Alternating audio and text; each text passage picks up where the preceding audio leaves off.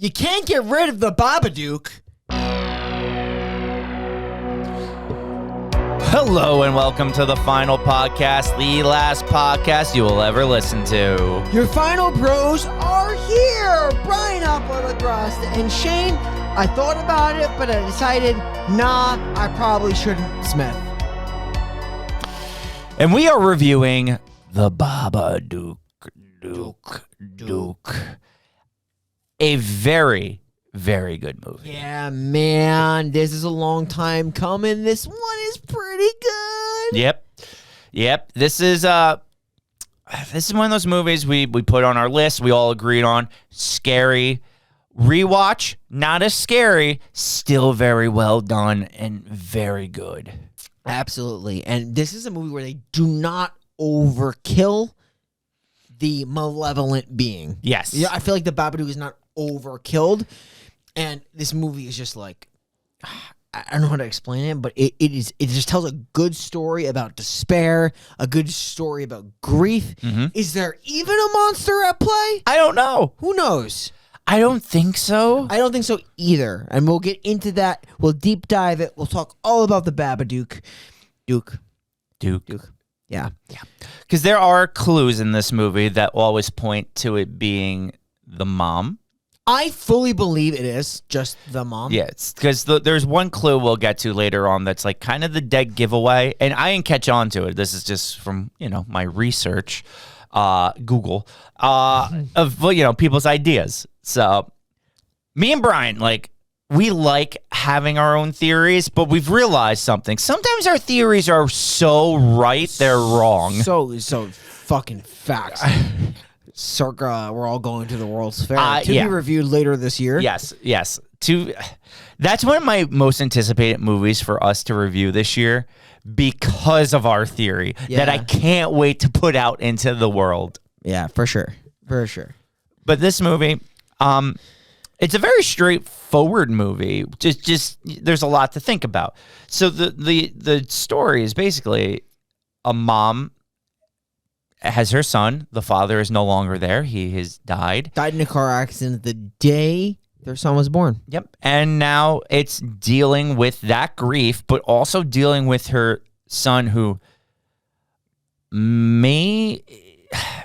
he's very troublesome. He acts out a lot. For sure. He's actually a fucking annoyance for about maybe an hour and 15 minutes of runtime. Yeah. Yo, he is insufferable, and you feel for this mom. Oh, my God. Honestly, there's no discipline enough that could be done for this boy. This boy is absolutely let me get a return. Yeah. So the best word to describe, he's a menace. He's an absolute menace. He just crafts weapons and shoots them. Like when he breaks the window, I would be like, gotta sell the kid. We gotta sell the kid. That's how we're gonna fix the window. We're gonna sell the kid. Yep. He is very insufferable. He's loud. Doesn't stop. He doesn't listen to instructions. He's screaming in the back seat of cars. His mom. He keeps yelling. You can't let it in. You can't let the Babadook in. Essentially, we are going to get into the spooky pit. This is a movie where they discover a book called Mister Babadook. Yeah. And Mister Babadook is a picture book, which I think is very relevant. Yeah. Especially because the first words are whether it's a written word or whether it's a look. Mm-hmm. It's in a book. It's in a Reading Rainbow. I'm sorry. Yeah. But yeah. So they discover this book. Hence, once they discover the book, the boy starts to see something called the Babadook. The mother doesn't believe it. Then she starts seeing the Babadook shit. So they're haunted by this malevolent being, or they're super paranoid about this thing. Yeah. So you want to do it? You want to talk about it? You want to jump into the spooky pit? Ooh. The Babadook was released in 2014 when a children's book titled Mister Babadook appears in the home of a single mother and her young son. It starts to cast fear over this family. It's directed by Jennifer Kent, stars Essie Davis as Amelia Vanek and Noah Wiseman as Samuel. And while they have some extra supporting cast, it's primarily the performance of mother and son that really shine here. There is the ex-husband that comes back in flashbacks. That's basically the Babadook just being like, give me the boy. Yeah. Babadook, Duke. give me the boy. Duke. I like how he talks like a Pokemon. Seriously, he does talk like like a Pokemon noise. Duke. It's great though. Shane, question for you. Yeah, shoot it. In Mario Bros, fire flower or ice flower? Oh, fire flower. I'm a man of. I like the original. Burn it down. Dig it. Yeah, no, fire flower all the way. Mm-hmm. It's not even my favorite item though in the game. I always love the Tanuki suit. I was about to say that. Because I love that you could turn to stone but also fly away. It's like the perfect Like a offense defense item. A flying squirrel. Yes, it's great. You love to be a flying squirrel. You love animals. I do love animals. You like animals that just go goblin. That's that Twitter page. Good, animals going goblin mode. Incredible. Because I get that. Because sometimes you're petting your cat, and then sometimes while you're petting your cat, it wants to gnaw your face off. That's true. One time you see your cat, and the other time it's just like in your sweater. Yeah, it's great. What the fuck you doing in there? How'd you get my sweater? Yeah, seriously. Yeah, I love cats. Babadook. Duke. So this movie's gonna open up with the mom. She's having a nice dream. Just kidding. Her husband dies in a car accident. Yeah, she spins over. A lot of dreams in this movie. A lot of dreams. Yeah. She's gonna go for a tumble in the car. Husband's gonna die in this tumble. Yeah. So this is what we referenced in this. Not to give a spoiler for the whole movie. This is the only guy that dies technically in the movie. Yep. So yeah, the spoiler. He'll be in the eulogy. Yeah. No, seriously. But it's cool because they don't like specifically show him die. They just reference it. Yes. And they also don't specifically show you that she was pregnant during this. No. They reference Yes. it. They do eventually reveal both. Yes. Graphically for one of them. Correct. Yeah, so now the next morning, we get to meet her son, Samuel. The insufferable Samuel. Yes. And he gets right off to a horrible start because he has this fucking launcher backpack. He has this like obsession with killing monsters. Yes.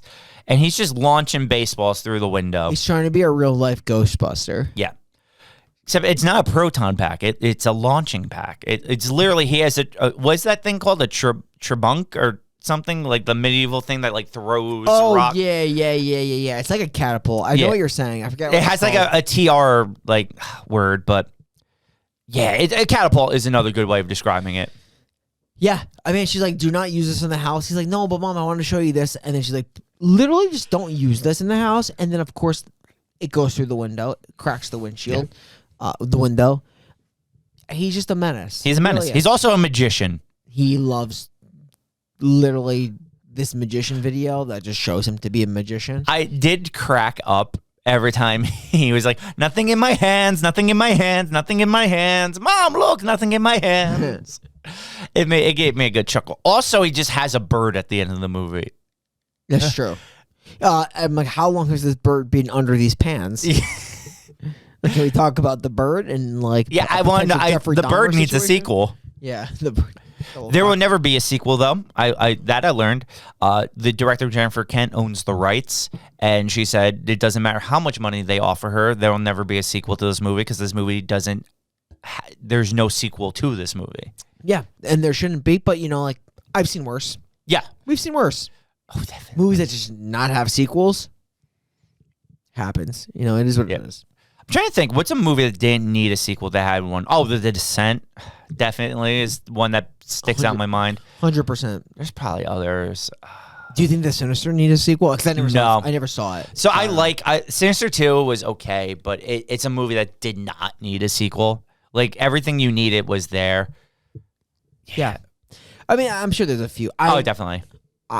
I heard that the Insidious and Conjuring sequels are good, some of them. So I really don't know because I've never seen them past the first one, which I do have to check. Paranormal Activity, in my opinion, definitely does not need it because the same recycled fucking movie all the time. Every single year. Yeah. Actually, Jaws didn't need a sequel, and there was like 3 more. Yeah. Human Centipede, 100% does not need a sequel. Yeah. 100%. They fuck that series so bad. Yeah. Like, because when we talk about the sequels, we hold the first movie like it's the greatest, most revolutionary horror movie of all time. And it's just an average movie. Yeah, at best. But that's how bad you watch the Human Centipede sequels, and you're just like, wow, maybe the first one was a masterpiece. So, like, again, I can kind of see why the Leprechaun had sequels. It's just that the second one was so bad. Yeah, that's so the thing is, like, I feel like Leprechaun sequels don't get good until they go to the hood. Seriously, I did like the third one. The third one's not bad. Definitely better than the second, but then they go to space and it gets like fucking shit show. Hellraiser sequels are not bad until the fourth one. Yeah, and then there's okay Hellraiser sequels in like 5 and 6, but from 7 onward, they are shit show. I mean, not everything could be Hatchet, where every sequel was good. Yeah, sure. Like Friday was good up until the first 4. It's good for a while, yeah. And then I like 6, 7. You know, Jason X, like I said, I'll always stick to it. Always has a special place in my heart. Love that movie. How about the Nightmare on Elm Street sequels? Pretty consistent through the first 4. Then it gets bad. Well, all stuff we'll get to. This is the thing. We have started so many series on this podcast. It's hard to keep going through all of them because you don't want to just do only like sequel movies and stuff like that. So we do our best to get on stuff. We got some good stuff. Me and Brian went through our schedule not too long ago, and we planned a lot of good stuff for this year. I would probably say with confidence, like this is probably the strongest year we're going to have in this podcast. In terms of like good movies, yeah. But we also threw in some of our sequels, so it'll be a fun year.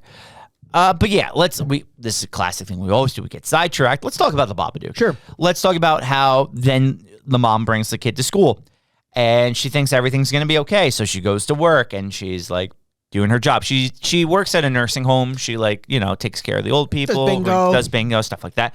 But she gets a call from her son's school and she has to go back and she finds out he's shot a dart at a student potentially. Yeah. And the teachers are like concerned. I love how she like fights this back and she's like, they're like, ma'am, your son literally shot another student with a fucking home improvement dart. Yeah. Like he rigged his own like weapon, and brought it to school. Like you shouldn't. She's like, "Oh, I'll have a talk with him." And if I was the teacher, I'd be like, "Shouldn't you be checking his backpack? Because it's like he has a history of this." Is it just me, or I think that the people from the school are totally in the right? This is a huge safety hazard. Like she's like, talk to my son like he's a human. He's like my son. I'm gonna have a chat with him.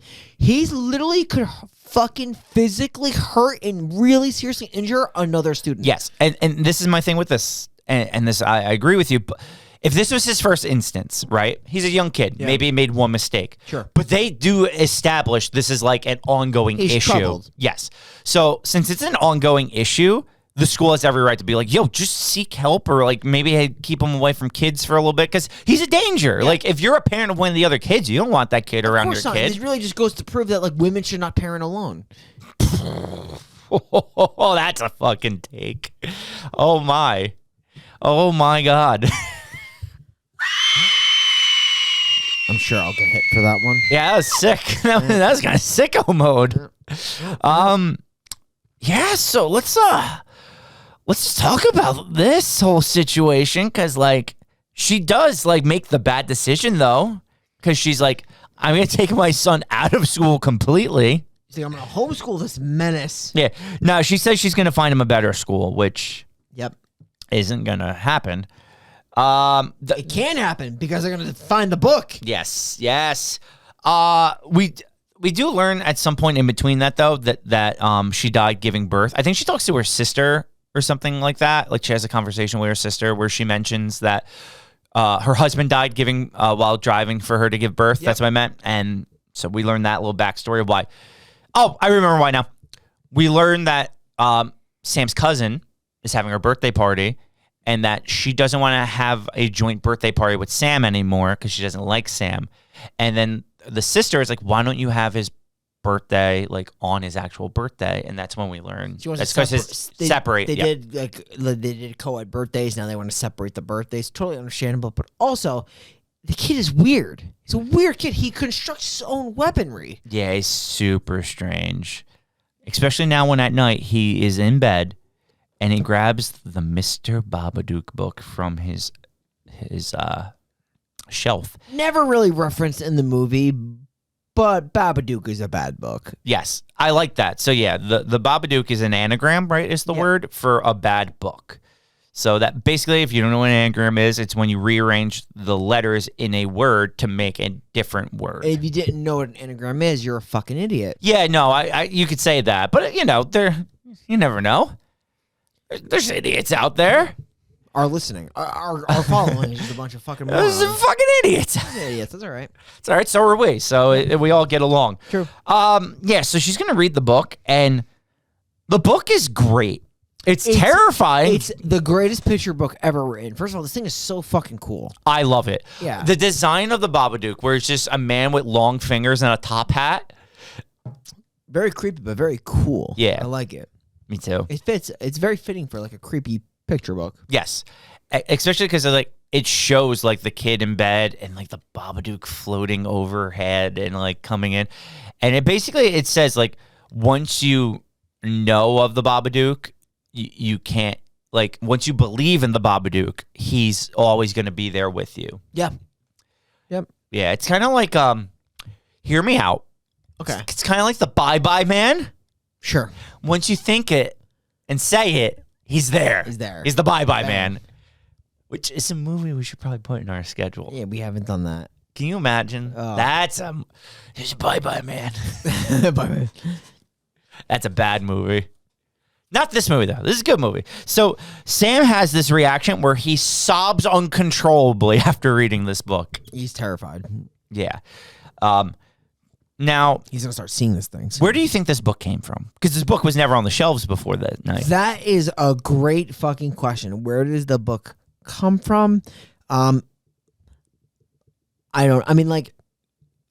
hate to like jump the gun on this and say like this book probably just doesn't exist in general. Mm-hmm. Or you could say like it's just like another children's book. I'm of the belief that personally this book doesn't exist. Interesting. Okay. I like the theory that the book does exist, but it was written and made by the mother. Okay. And there's a scene later to back that up. Okay. So we'll get to that. So, all right. I just wanted to see where your head was. So you think the book doesn't exist, and I think the book was made by the mom. Okay. So we'll get to that later with other stuff. Because there's a lot of theories about it. Like, some people just believe the book is real and the Babadook is real. I think the book was real, but the Babadook itself was not real. It was all the mom the whole time. Yeah, I just think it's not real, and it's all a fabrication of the mom's mind. I right? totally think it's the mom. Yeah. Okay, cool. All the way. I think it's interesting how the kid starts seeing it, but I think it's just also like the mom creating this character out of despair. Yes. So maybe then the mom did create the book. I guess that's where I can understand that. I just didn't. I think it was more of like storytelling versus the visual representation of her creating the book. Yeah, because there's always a chance you just said that to him. That's kind of like what I thought. But yeah, I can see it both ways. Yes. All right, cool. We'll get to that. In her psychosis could maybe like actually draft up this picture book. Yeah, totally plausible. Yeah, no, very, very. So we what's it called? We cut to the next day, and actually no, we don't cut to the next day. Well, there's the scene we got to touch, literally, because the mom's in bed touching herself after reading this book. She's just vibrating everywhere. You ever just vibrate? No. Yeah, she's vibrating. And correct me if I'm wrong here, because I've never used a vibrator before, but I think what you do with a vibrator is you take it and you put it near your puss. Yes. Right? Yeah. And it pleasures you, but then you get interrupted sometimes because you have kids. Yeah, and they just jump in. So that's got to be kind of awkward. It's fucking the worst. Yeah, like, because the kid just jumps into bed while she's like about to come. She's about to bust, and the kid is just like, "Sup, mom?" And she's like no longer vibrating at that point because that's inappropriate. Yeah, it's super inappropriate. So she can't vibrate. She can't smack one off. She's done. He's just yelling about the Babadook coming out, and she's just pissed. There's no Babadook. There absolutely is not. No, go away. Go away. I'm trying to get off to this vibrator. I'm trying to think of my dead husband. Ooh, okay. So the next day. Car crashes. Yeah, they get. David Cronenberg. People do get off from car crashes. We've seen that movie. All the same. Sometimes I'm like, hey, did you ever see the movie Crash? And like, oh yeah, that won an Oscar. I'm like, you're not watching the right Crash. You're popping right through your Levi's just thinking about it. I know, it's crazy. Boo. That's actually bullshit. I know you don't wear jeans. No, I'm so wearing sweatpants. You know, the usual. Can't wait. It's almost shorts weather. I'm ready for it. I'm ready for it too. Good. Okay, so next day now, the mom is going to be late for work because she sleeps through her alarm. Also a horrible employee. Yeah, she out there. I think she's bad. But she also has a son. Single mom can't be tough. Also, like I said, if men were doing it singularly, they'd be doing it better. Problem is, men just like to fucking run. So I get it. That was a lot to unpack. Yeah, you know what I mean. No, it is shit. Yeah, no, I get it. So the next day, the mom, when she's at work, she's like, "Oh, I got to leave early. My son is like sick or whatever." She's lying. She's completely lying. She just wants to go home. She's going through it. She really is. But she has this coworker. He's super nice. He's definitely into her. He's like, "Oh no, I'll cover your shift. You got this. You'll be okay." Robbie? Yeah, Robbie. He's gonna disappear real quick in this movie. Oh, but disappear like he's gonna cover her, and like you never see him again. You see him one more time, Yeah. and then you never see him again, and for a good reason. So he's gonna be like, "Oh, don't worry, I'll cover your shift. You can go." So her and her son, they go to like they go to the party. Do they go to the party? Go to the party. That's right. And it's by the aunt's house. Yeah, and it doesn't go well. No, I mean like it sucks because like he misbehaves and like I mean all he did was like really just almost like break his cousin's nose. Yeah. Oh no, it's not the party yet. Sorry, I'm jumping ahead. She was babysitting the son at this scene. That's why she left work and said he was sick because the aunt threw out the son because the son kept saying the Babadook was going to come and get them. Yeah, the party's coming up later. She's freaked out. Yeah. Yeah, because then that's what it was. Then she picks up her son, brings her back home. The coworker shows up at the home with flowers and a board game.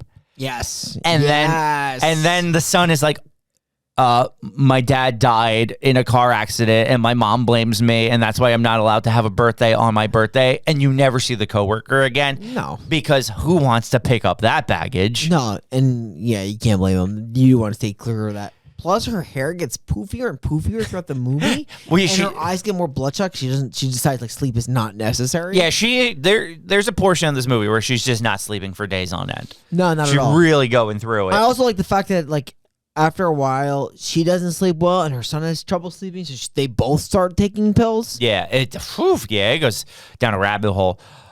So the son is like, after that, the son starts freaking out about the Babadook. He's like, the Babadook's coming, the Babadook's coming. So the mom takes the book and just shreds it to pieces, rips it up, destroys it completely. It's gone. She throws it in the trash. But it comes back. It is going to come back. To her front door with a couple of knocks. Yes.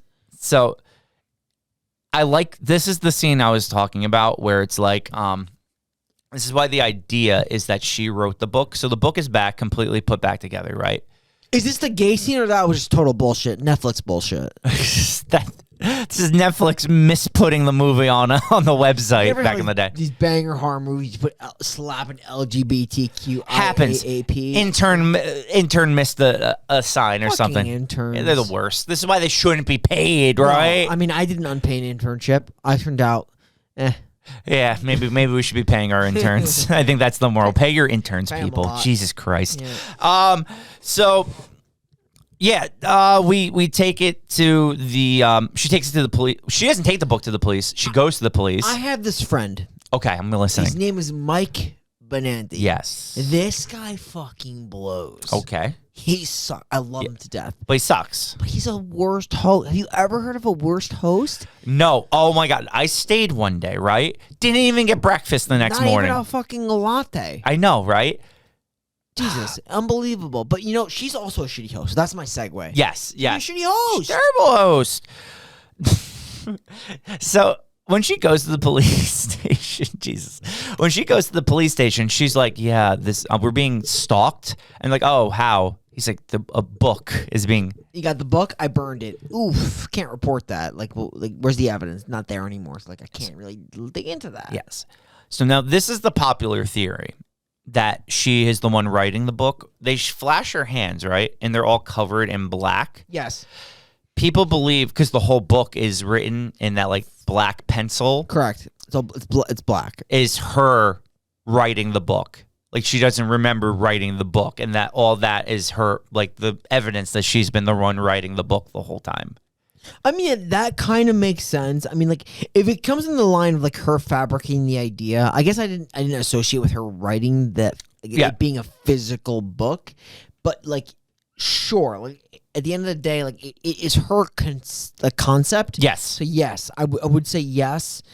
I think it's contrived from her based on her despair and grief and really never accepting the fact that her husband died and never really getting over that, and the fact that, like, I almost feel like she was not ready to be a mother without him. No, it's because this is the thing. She basically blames the kid for the husband dying. I think that's... And she, like, holds that against him the whole movie.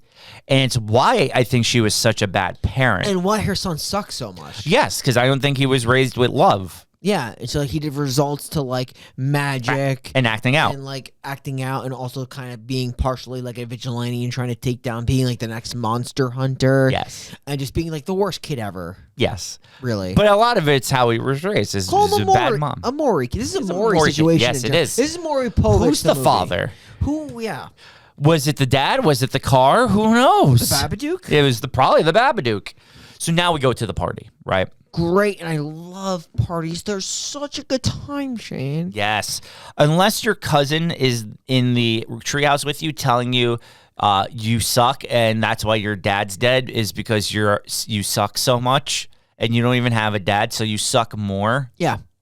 Not nice things to hear if you're a kid. But that's the common one for kids. Like, oh, your dad sucks because he's dead, kind of a deal. It sucks, but like, she's gonna fall out of that treehouse. Fall or get pushed? Pushed. She's gonna push. Yeah. It's gonna be a pushing. She's gonna shatter her nose. It's broken in probably 3 places. Yeah. Let's be honest. There's just blood everywhere, all over the nose.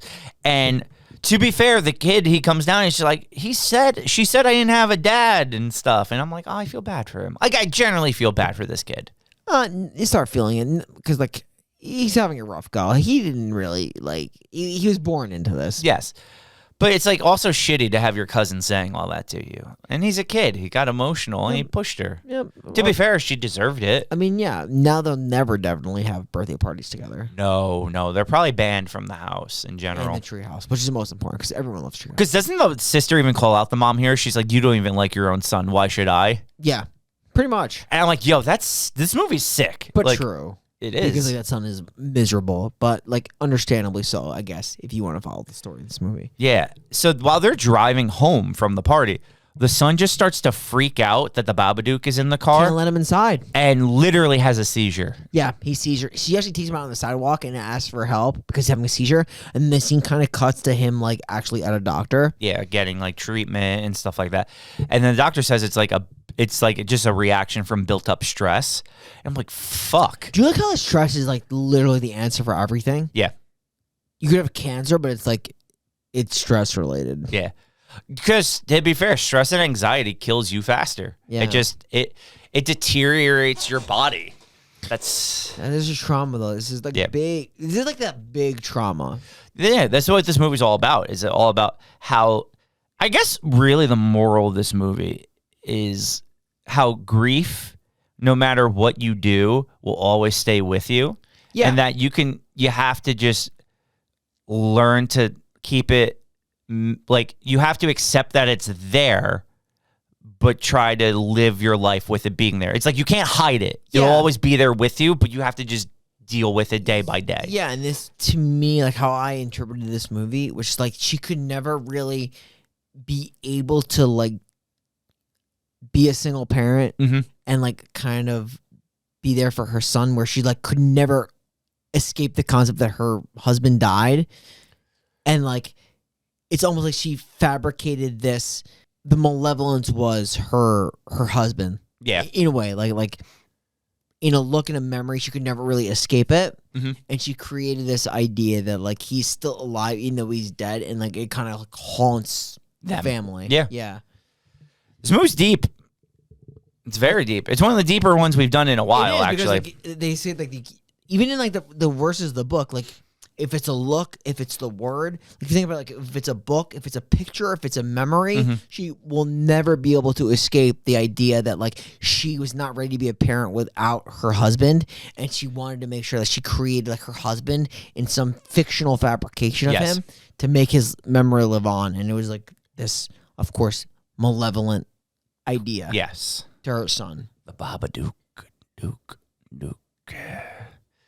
So I guess like now is like when the Babadook's actually going to start like appearing. Yeah, and it's very quick. Yeah.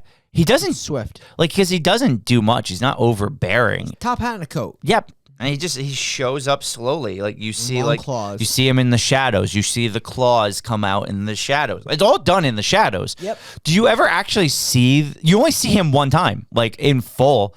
And that's I believe it's actually the nighttime here. Right? It's like she tries to go to sleep and then the Babadook comes out of the closet over her. I was actually shocked at how like I didn't remember how rarely you see this thing. Yeah. You rarely see the Babadook. Like you really rarely see the malevolent evil. Yeah. Like which just makes you even more think that this is so psychological. Yeah, it's bad. It actually so I'm thinking back. It happens this night coming, but there's some stuff that happens before the Babadook enters her. The first thing is like she sees a cockroach in her kitchen. Yeah, and it's weird because like the sounds of the Babadook are so mechanical and like always related with bugs, like dirt, like like a dead corpse of her husband. Yeah, it really it is, and that's why when she goes behind the fridge, there's the hole, and I'm like, if she goes in that hole, she's gonna end up in a subway station. Of course. By the way, if you didn't know, that was a Silent Hill 4 reference. Totally a Silent Hill 4 reference. I know where Shane was going with it. He loves Silent Hill. So there's that. There's also now these bugs protruding from the hole. Like a lot of them. Yeah. But then social services comes in. And they need to at this point. Because she's a terrible mom. This shit is fucking sick. Because she's a terrible mom. And they're like, she's drugging her kid at this point. I guess we should also point out. It's prescription. Yeah.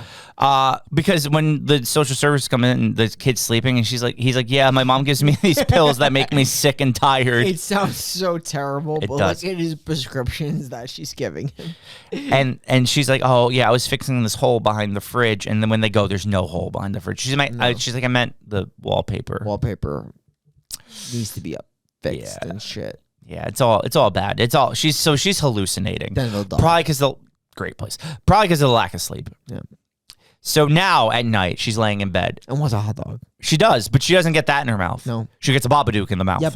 Because it like this is the one time you like see the Babadook's face and it like floats down into her mouth. The Babadook fucks.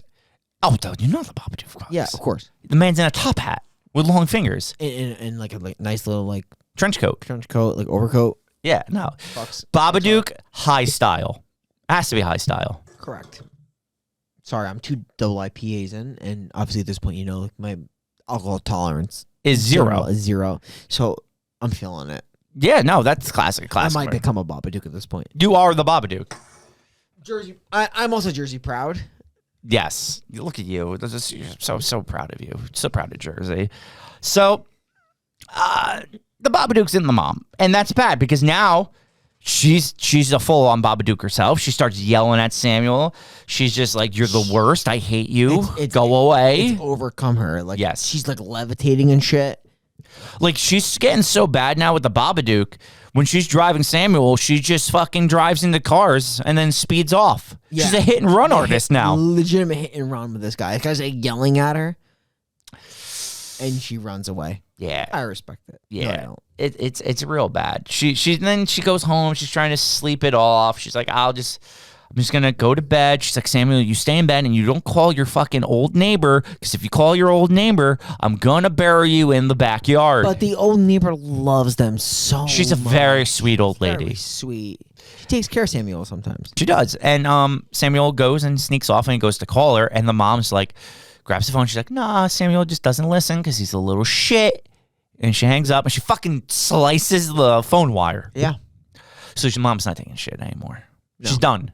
She's like holding the knife to Samuel while talking to him. It's crazy. She wakes up and she has the knife to him. Yeah. Like, and he's scared, obviously, because you don't want to see your mom, who you love so much, hold a knife up to you in the middle of the night. It's not great. It's not great at all. So she locks all the doors, and she's like, Sam, you're taking your drugs. He doesn't, though. He does that sneak thing where he like pockets it. Yeah, puts and it in. she just checks his mouth, and it's not there. He did the magic trick. This is where the magic comes into play. He's literally a magician. Like, later on in the movie, you'll notice that pill will actually be a pigeon. True. So mom goes into the basement and she sees her husband down there. Yeah. Who's like basically like reunite the family. He's like asking. He's like reunite by like hooking up with me. So they just like make out a bit, but like he's like the fucking like give me the kid. Like I'm the Babadook. Yeah. Because she sees the Babadook book and now she sees herself strangling the dog, strangling the kid and slitting her throat. Kills the dog. Yeah, because then she goes upstairs and kills the dog. Yeah. The dog is dead. She's broken this dog's neck. So there's 2 kills in this movie. Yep. Poor dog. Dog didn't deserve it. I forgot about the dog kill, so that obviously is going to be higher up in the echelon than the husband kill. Oh my god. I couldn't even tell you what the dog's name was. A dead dog. Probably. I just don't remember its name. Super dead dog. The dog is dead. She's now gonna. She actually, after she kills the dog, she pulls her tooth out. And I don't know what the significance to that is. I don't know, but her tooth was bothering her the whole movie. Yes. Like you could just see her like fevering her side, and I'm saying this now because I do have a swollen left side of my mouth. Nothing to do with tooth, but I have a couple of ingrown hairs here. Okay. Which is making me a little swollen. Yep. You've noticed it probably. I haven't noticed it, you but... didn't call it out, but you've noticed it before. I actually haven't noticed it. Yeah, so it's a little swollen here. Okay. Nothing to do with my tooth, just like a couple of ingrown hairs that I've been touching to try to like pop the pimples. Yeah, you eventually got to get them out. I get that. I feel that. A couple of heads came out, but like I'm not pulling out a tooth. She pulls out a tooth. Yeah, inside of her mouth. tooth is gone. Looks like a jawbreaker. She pulls it out. She's been favoring it the whole time. Why is she favoring it? I think she's just more of a just like she is like reeling. She's suffering. And it's just like an extension of her suffering. Yes. Okay, that makes sense, and I get it. And she's trying to remove that. Yeah. Okay. Well, after her tooth is gone, the neighbor... She would also bleed a lot more. She's bleeding, but she would be a lot more if she fucking had an open... Like, it's hard to, like, clot, like, a fucking open... Oh, yeah. Like, it is. Dude, that shit would bleed so much. There'd be blood everywhere. She starts chasing Samuel around the house now, trying to murder him, as a mother does. Samuel's, like, shooting darts at her. He's throwing catapults at her. But she's on the hunt until the doorbell rings. Doorbell rings. It's the neighbor. She's like, "Is everything okay in there? Yeah. It sounds kind of loud." And she's like, "Trust me, we're good." She's like, okay, bye. She's like, "All right, bye." Scene, that's the scene. She's like, "I just want you to know, I love you. Yes, very much. I love you and Samuel. You guys are great. Please don't kill each other." So the neighbor leaves, and the mom is now back on the hunt for Samuel. She wants to murder this boy. The Babadook, you hear her voice is very, like, it's dark and creepy, like the Babadook. Babadook. You do that pretty well. Am I? That's not bad. But you know what I mean? Like, it's kind of like that like grudge voice. Yeah. It's like I'm listening to 90s grunge. Yeah, you actually do that pretty well. I'm proud of you, Brian. I'm so proud. You're so Jersey proud. Jersey proud. So the son actually is going to get the knife and stab the mom in the leg. You ever just do that? No. Stab your mom in the leg? No, never. Can never say I've done that. Moms are the best. They are. And this one is stabbed in the leg. Literal fact, moms are the best, except for this one. Well, yeah, this is a bad mom, but she's dealing with grief. Come on, she's learning, she's growing, and she's gonna learn how to deal with her grief by the end because she's been stabbed in the leg. But this will tell you, Shane. Like, honestly, I always will.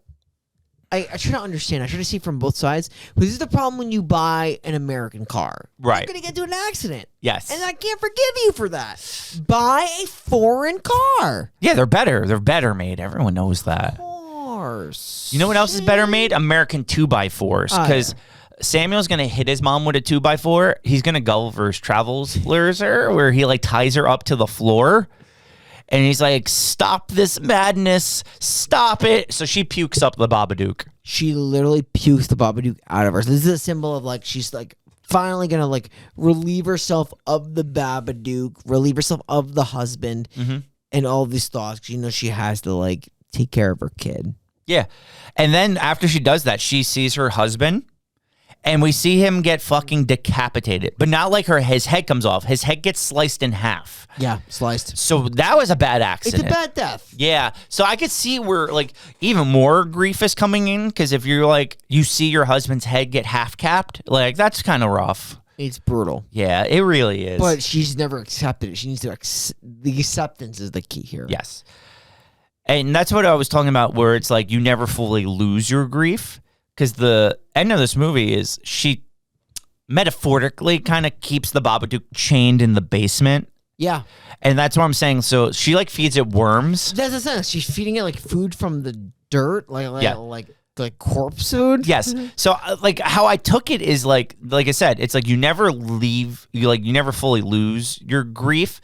You just have to learn to like occasionally feed into it, but just like kind of keep it locked away. Keep it locked like away. It's a way of dealing with it. It's compartmentalizing your grief. Yeah. And that's the thing, because like I like the way they do the camera work is really good in this movie. Yes. They make it like from the point of view of like the actual husband in a way. Yes. Where like he's just receding down from her into the basement, where she's like has it in her mind in a deep recess where she's like occasionally never gonna forget her husband. She's gonna like feed into those memories. Yes. Which she does with the worms. With the worms. But also she has to move on with her life. Yes, which she does. Her and Samuel have a great relationship. The social services looks like they're accepting and helping her find a new school. And Samuel's even gotten better with magic, which we said he turned a sleeping pill into a dove. Yeah. Which I want to know how long that dove's been under that thing. 100%. Because at the end of the day, like, like he's a kid, but like kids can still hold animals for like unrealistic amounts of time. How long can you have the animal for? I don't know. I don't know either. But that's the Babadook. That's it. That is the movie. I'm almost positive that's the message of the movie. Like I think so. I'm almost 100% positive that. I think so. I feel like we fucking nailed it. I think we did great. Yeah. To be honest. So I'm gonna give my review. I'm gonna give this movie an 8 out of 10. Yeah, you are. Yeah, I really like it. It's really well done. I like it. I like I said, I don't think it's as scary as I remember it being, but like it's so well done. It's so shot well. It's acted well. And the sometimes you just want to watch a horror movie with like a very deeper meaning. Yeah. Like we do so many slashers and straightforward things like that. It's actually nice to have a horror movie, as like the menu would say, an elevated horror movie. Ooh. So it's very nice to like watch like elevated horror like that. Yes, like, it is. 8 out of 10 for me too, Shane. Yeah. This movie is very good. Mhm. It's very good. Like, I'll be honest, from the trailer, you're probably thinking this is going to be an absolute spook show. Yeah. And it's not. It's more deep than it is scary. Yeah. Especially if you're following it, because it definitely follows her grief, her, like, very real despair and descent into, like, I don't know if I can do this without you, and like how can I like be a single mother without the support of my husband? Because like it is hard. Life is hard. Yep. It's really just like a magical movie. I say that because Samuel and the magic tricks. Yes. No, it is a good movie. Very good. I enjoyed it, and I feel like we've been long overdue to review this. Definitely. This is a very one of the better 2010 horror movies. Like, we just reviewed Sinister. I would say this is a top 10 2010 horror movie. I agree with that. And I thought it was a British movie. It's actually Australian. Very good. Love it. So we have two people, a person and an animal to Dog. consider.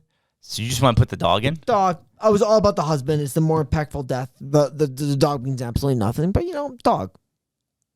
What's the dog's name? Dog. Just dog? White dog. I'm just gonna look it up real quick. Let's see. Is it Precious? Sure. The dogs. I mean, she like literally. This is when she's like fully Evil. Like has like totally encapsulated this evil. Snaps this thing's neck with no remorse. Let's see. My girlfriend would hate the fact that I'm recommending the dog, but I'm doing it. I feel like I can't not do it. I can't find the dog's name. I don't think they ever named the dog Shane. Maybe they didn't. I don't think they do. The dog's just kind of like around pitter-pattering because you think it's either going to be the Babadook making noises or the dog, and sometimes it is just the dog. This says Bugsy. Oh, it is Bugsy. It is. That's right. Okay. It's Bugsy. Okay, so Bugsy the dog. That's what we're doing for it? Wait, is that what you want too? I'm fine with that. I could do it. I could give a eulogy for a dog again. Okay. Yep. Bugsy. You were a good dog. You're a dead dog, though. You pitter-pattered all over the house. You were cute. You seemed very lovable. You were a sweet, as some would say, a sweet baby angel. You were great. Loved you. It's a real shame you got caught up in this horrible family dynamic, and you had ultimately succumbed to a neck snap by the Mamadook. Oh! You like that? And since you were the only kill by the Mamadook, we're putting you in our Necronomicon, Bugsy. I'm not gonna lie to you, Shane, that was sick. And this movie definitely sets up the husband to be like the big pinnacle death, and I love how me and you just totally like ignored that. Yeah, and we just throw in Bugsy.